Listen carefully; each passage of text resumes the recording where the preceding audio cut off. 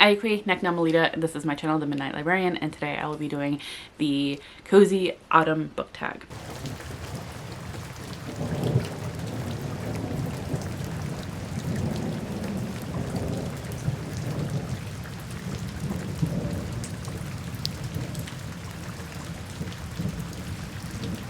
So it's been a bit, my apologies. September has been chaos and I have not had the time or energy to film or edit. So thank you for bearing with me. Thank you for sticking with me, and thank you for being patient with me. I have a moment today. I'm working from home, which is, so it's really kind of odd, though it's technically supposed to be my day off, but anyway, I'm supposed to be doing a conference. The conference is almost over.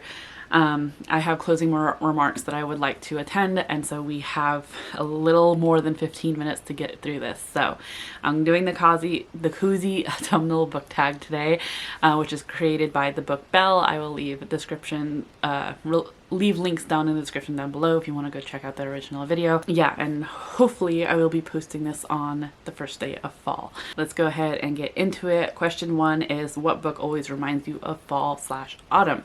And for some reason, the one that came to mind immediately was The Hunger Games by Suzanne Collins. I don't even recall if this is, like, the beginning of this is set in autumn. I don't even recall. It's been like years since I read this, like before the movies came out. But for some reason, this whole book kind of for some reason, the series gives me fall vibes. And I don't know if it's like the thrill or the chaos that comes from it, but that's, I don't know. If you don't know what this is about, basically we are following Katniss Everdeen. This is like a futuristic, like, look at the United States. The state borders are gone. We now have 12 districts. There used to be 13. And Katniss Everdeen is from District 12. Each district has their own resource that they then share with the other districts. However, there's seems to be a bit of disparity, as districts 1, 2, and 3 are some of the richest districts, while 12, 11, and 10 are a few of the poorest. And to ensure that the districts don't fight with each other, they hold these Hunger Games, where they send kids from randomly pick kids from ages 12 to 18 into these Hunger Games, and they pit them against each other to the death to kind of show the districts that they need to continue working together and not fight amongst each other. Katniss's sister her name ends up getting pulled, and Katniss ends up volunteering to take her place, which is the first time this has ever happened. And we kind of get thrown into figuring out what the Hunger Games are all about, the inner workings of everything, and Katniss has to then figure out how to survive, particularly being one of the poorest districts. God, I remember loving these books, and then, like, I want to reread them because I've been wanting to do, sort of wanting to read the prequel, but at the same time I didn't think it was needed.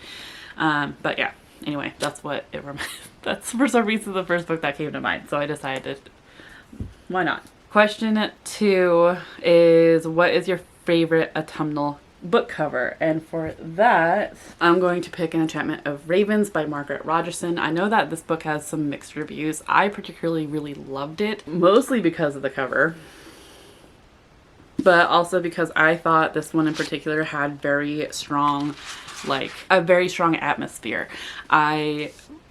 We start off in summer, we follow, it's been a while since I've read this one too. We follow Isabel, who is a painter, and a fae has asked her to create his portrait because the fae can't create anything. So humans are, particularly humans in townships next to the Fae forest, are often commissioned by the Fae to create things for them. And so Isabel is hired to do a portrait, and it happens to be of the Prince of the Autumn Court. However, she ends up making a grave mistake and putting human emotion into his portrait, which is a huge bad thing in the Fae world, and so she is then taken to court. The Autumn Prince had then to escort her through the Fae forest in order to take her to court, essentially, so that she can be tried. However, it seems that the Winter Court has other things in mind and have sent out beings to stop them. But yeah, the whole time throughout this whole thing, as we're going through the forest, it's beautifully atmospheric. I could smell the decay that fall brings, and I thought there were some really fun, whimsical elements as we meet other fae. I don't like the ending of this, and I know that a lot of people didn't like the insta-love that they felt came from this, but at the same time, like, it was an oil painting portrait, which after doing oil painting myself can take a while. So I don't know. I felt like it wasn't insta-lovey, but I didn't like the ending. I thought that could have been better, and I felt like there was better ways to go about professing love. Question 3 is, what is your favorite autumnal drink to read with? I feel like that's pretty obvious in fall. It's gonna be coffee. This one, it's not pumpkin spice latte. I actually don't not the biggest fan of pumpkin spice lattes because it's too pumpkiny. It's not enough spice for me. So this is actually just a cinnamon dolce latte, or a cinnamon dolce flavored coffee. I'm broke right now, so I've been making my coffee at home. However, I still use the Starbucks brand, and it's still cinnamon dolce latte and with some cinnamon creamer. So that's what I've been drinking. I like it, and I typically do it iced. So I make it the day before and chill it overnight. What I have been getting though is the cinnamon dolce latte from Starbucks, iced with soy milk and a couple pumps of pumpkin, and that to me is like perfect. There's the right amount of cinnamon, the right amount of pumpkin. So that's what I enjoy. All right, question 4. Do you prefer to read late at night or early in the morning? Late at night. That's always been my go-to, and it's been really hard since I've been with my partner, because he's actually an early riser and I early sleeper. So he's ready for bed at like 9, 10 o'clock, and I'm used to staying up till like 1 or 2 in the morning reading, and I think we both made our compromises, and it's all about the compromise. But I do prefer to read at night, because when I'm getting up in the morning I have something to do and someplace to go. 5. Halloween is coming. What is your favorite spooky read? So I was gonna do the Newsflash series, which I still really enjoy, but the one that I really do enjoy, and somehow this got really bent out of shape, is The Girl with All the Gifts by M.R. Carey. This is basically, I'm finding I really enjoy zombie books. And this is no exception. This one we are following, in this case, a child who and particularly in a school, and it doesn't seem to be all that normal. All the kids are strapped to not gurneys, but like, and I don't want to say wheelchairs, but they're all strapped down. Officers with guns take them to and from their dormitory to the classroom, and basically this is like spore horror from what I understand. So I absolutely love this. I thought it was really creepy. I thought it was very interesting having it from the perspective of someone who was infected. So, and it's like really questioning the morality of scientists and like right and wrong and etc. So I really enjoyed this. Question 6. What is the ultimate comfort read for you?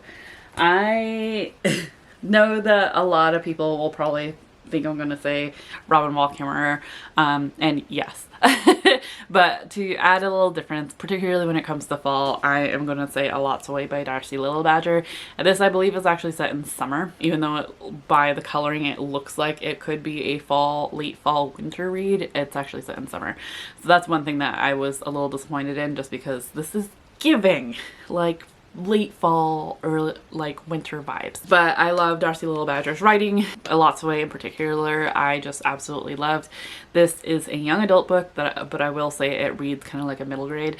But we are following Ellie, who has the power to be able to call ghosts to her, and she lives in a world where like folklore are real. So like vampires, fae, they're all real. People don't necessarily travel by plane, they travel by fairy circles. We are following Ellie as she gets word that her uncle has died, and his ghost comes to her in a dream and asks her to go to find out what happened, as well as to protect his wife and newborn son. So Ellie and her family go down to the grieving widow and her son, and they find out that Ellie's uncle was murdered. There seems to be a suspicious town that they live close to that seems all too perfect and it's hiding secrets. So Ellie goes to investigate. What I really enjoyed about this book is that it is Ellie is Ace, but she's also Indigenous Lipan Apache, and her particular power is passed down every other generation, or after a few generations. It's her 6th great grandmother that had it before her. But I think it's passed down every other generation. She has a best friend who identifies as male, and he's like part Fae, but they're just best friends. They're totally platonic, and she has her parents in here and that they support her, but also understand that they do restrict her somewhat.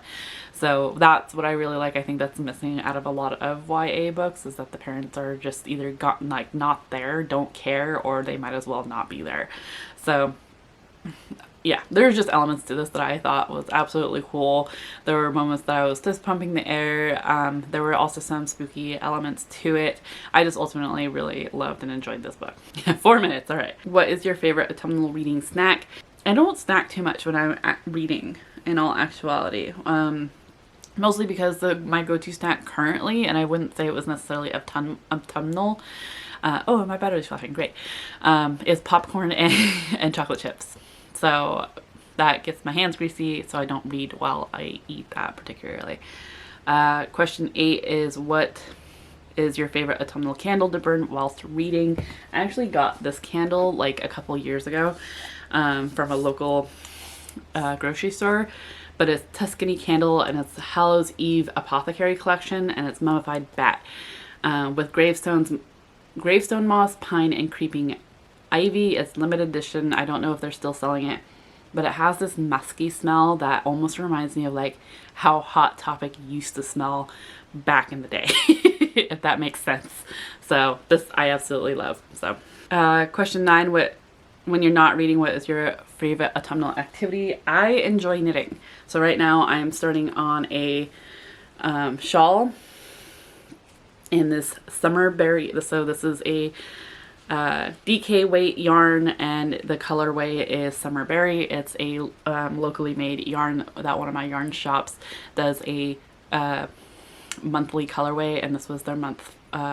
This is July's month, but I loved it so much that, and they were luckily still had it when I went to them in September, so I'm making a shawl out of it. Okay, final question is, what is on my autumn/fall reading list? God Killer by Hannah Kaner. I've been meaning to read this, but it's a good, like another good autumnal cover. The Once and Future Witches by Alex E. Harrow. And Warrior Girl Unearthed by Angeline Booley. And that is the Cozy Autumn book tag. If you have made it this far, please put like fall leaves emoji or your favorite fall emoji. And thank you for watching. Thank you for sticking with me. Be sure to like the video, subscribe if you have yet to do so, and I hope that you are in the mental mindset to enjoy our reading. See you in another video very soon. Chew.